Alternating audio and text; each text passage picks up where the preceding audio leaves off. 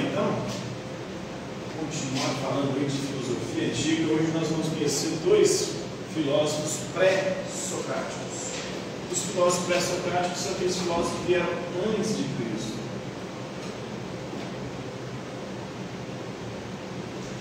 Aliás, antes de Sócrates, desculpa. Sócrates veio antes de Cristo. Sócrates é uma espécie de Jesus Cristo da filosofia grega.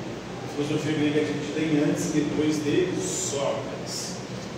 Os primeiros filósofos gregos eram chamados de pré-socráticos e eles vão buscar a arqué. A grande preocupação deles é com a arqué. Qual que é o princípio e origem de todas as coisas? De onde veio tudo que existe? Essa é a grande pergunta. Tales dizia que a água é o princípio de todas as coisas, ou seja, tudo que existe veio da água. Anaximandro dizia que era o ápero, o infinito e o indeterminado. Anaxímenes dizia que era o ar solar.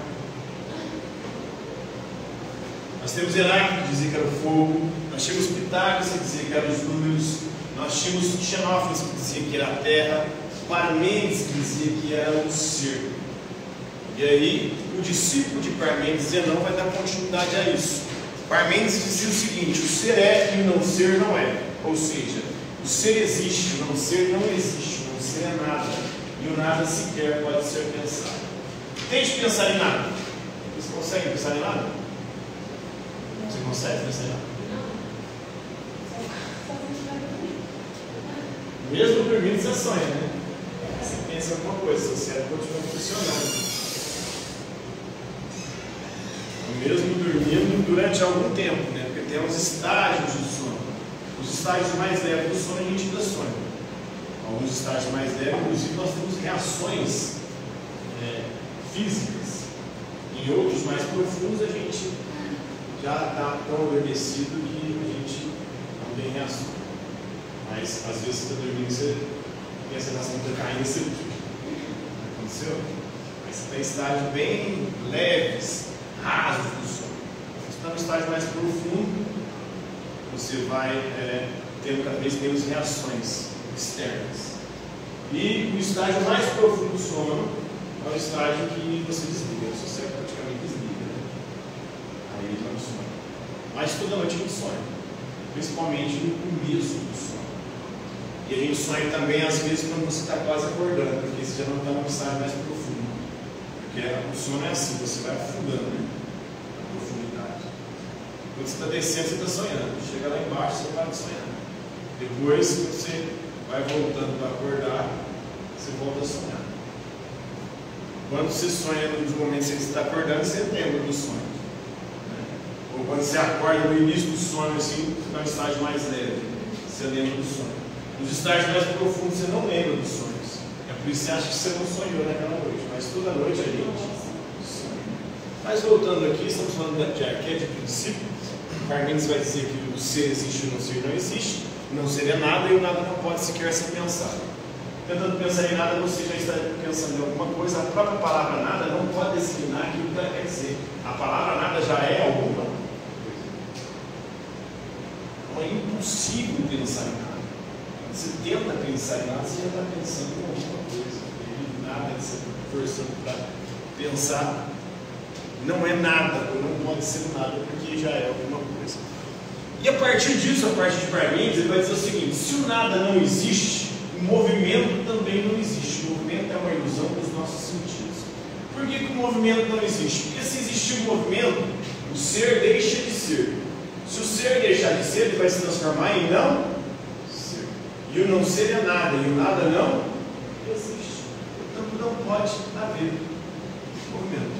Porque se houver movimento, o não ser existe, o nada existe. Isso é impossível. Aí o Zenão vai tentar provar que de fato o movimento não existe. Como? Ele vai elaborar alguns paradoxos, chamados paradoxos de Zenão. Então ele pretendia demonstrar com eles que a própria noção de movimento era inviável, era contraditória. Ele elaborou alguns argumentos. Esses argumentos aí, talvez o mais célebre seja do paradoxo de Zenão, né? Que se refere à corrida de Aquiles. Aquiles era o herói da mitologia grega, era um semideus, que era considerado mais veloz dos semideuses, só era mais veloz que o Hermes, que era um deus. ele correndo contra uma tartaruga. Ele pede para a gente imaginar. Imagina um Aquiles, vai correr com a tartaruga vai largar na frente.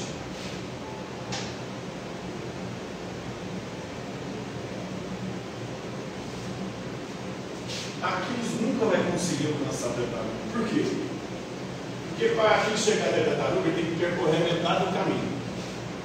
Para ele chegar na metade do caminho, ele tem que percorrer a metade da metade do caminho. Para ele chegar na metade da metade, ele tem que chegar na metade da metade da metade. E assim, infinitamente. É como entre 0 e 1. Entre 0 e 1 existem infinitos números. Podemos ir aqui a 1, 2, 3, 4, 5, 6, 8, 9, 1, 3, 0, 4. E assim sucessivamente. Então, para você romper um espaço, uma distância entre um lugar e outro, você tem que percorrer infinitos espaços. Portanto, isso seria impossível. Por isso, Aquiles jamais conseguiria alcançar a tartaruga. Porque o infinito ele não pode ser atravessado. No início da modernidade, com Leibniz e Newton, com o cálculo e a desenvolvimento do cálculo infinitesimal, eles mostraram matematicamente que esse argumento aqui estava errado, porque mesmo uma escala infinita de números, ela pode chegar a um resultado finito. Portanto, aqui eles poderiam ultrapassar a tartaruga. Mas hoje, com a física quântica, algumas teorias dentro da física quântica dizem que de alguma forma ele estava certo. Em cada momento, Aquiles está parado, ele nunca está em movimento, ele nunca vai passar a tartaruga. Em cada momento nós estamos parados. Nós só temos a sensação de movimento graças aos nossos olhos, que nos fazem ter a ilusão de que o movimento está acontecendo. Mas se você dividir o movimento, em cada movimento está parado, em cada momento. É como se fosse, na verdade, a fotografia. E quando você assiste um filme, uma série, na Netflix, você está vendo as coisas se movendo, mas você sabe o que são frames? Uma câmera, quando ela filma, ela tira muitas fotos de forma consecutiva. Na hora que você assiste, como vai passando as fotos, aí você vai ter a sensação de movimento. É como quando vocês eram criança, ou não sei se eles fizeram isso, eu fazia muito quando era criança, a gente fazia desenhos em folhas diferentes, estava passando a folha assim, aí parecia que o desenho estava se movendo. Está mais ou menos aquilo. Então, o movimento do mundo que nós percebemos é assim. E a percepção desse movimento é diferente. Por exemplo, nós seres humanos percebemos 60 frames por segundo. Os cachorros, eles percebem mais frames do que nós. E aí a televisão com o cachorro não faz sentido. Porque ele parece também câmera lenta, meio parado o negócio. Porque eles enxergam mais frames por segundo do que nós. Outros animais também percebem a realidade de forma... Por exemplo, a mosca. Por que você não consegue pegar a mosca? Porque ela é sempre muito mais rápida, mesmo você fazendo o golpe mais rápido possível para capturar a mosca. A mosca ela percebe o movimento de forma muito mais rápida que a gente. Por isso que ela consegue desviar. Você está fazendo o seu mais rápido, mas o seu mais rápido, porque a mosca é uma coisa mais lenta. Porque ela percebe de forma diferente. Então, essa é a teoria da relatividade, a teoria da física quântica também vai dizer que há essa possibilidade que o movimento não parte de uma ilusão, seriam sequências de movimentos parados. Outro filósofo pré-socrático é o Empédocles.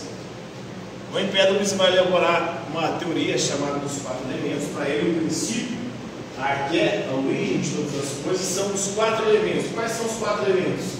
Fogo, terra, ar e água. Tudo que existe se originou desses 4 elementos.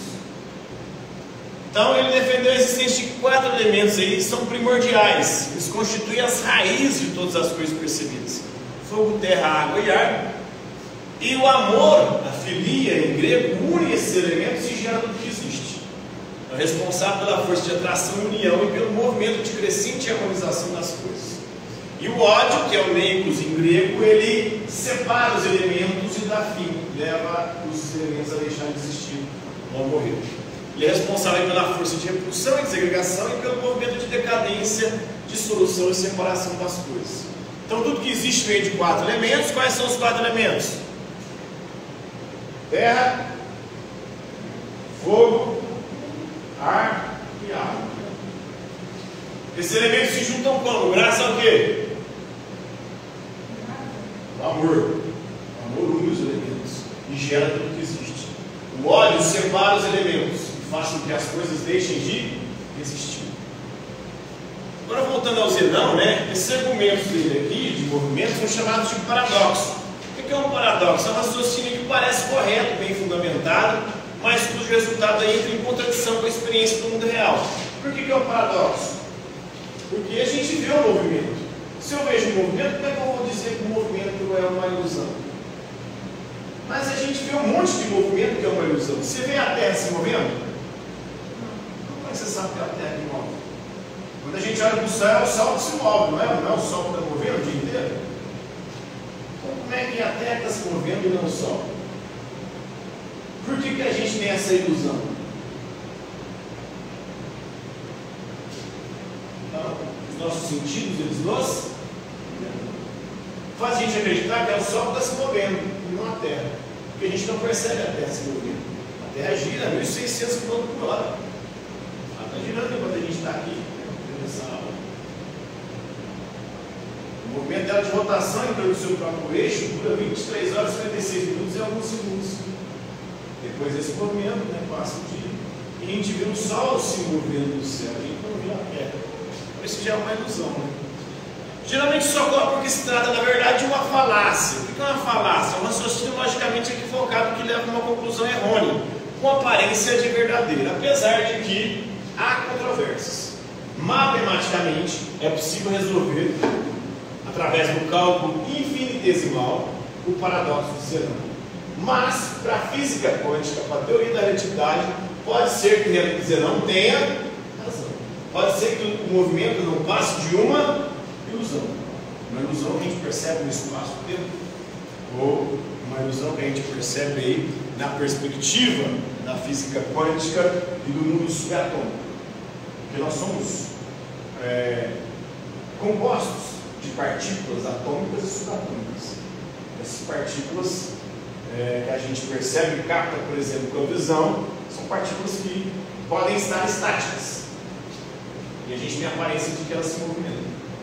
No princípio da incerteza do Heisenberg, por exemplo, um átomo ele funciona de duas formas uma partícula subatômica: como onda e como partícula. Com partícula, às vezes, a sensação de que está parado, ou quando você consegue identificar a posição, você não consegue identificar a velocidade. Quando você identifica a velocidade, você não consegue identificar a posição. Então é algo bem complexo aí. O universo subatômico que compõe tudo que existe, ele funciona numa lógica até então quase incompreensível para a mente. E pode ser que você não tenha razão. Compreenderam aí, pessoal? Um trem bem complexo aí. Eu tentei dar o meu melhor aqui nessa explicação. Beleza? Por hoje é isso aí.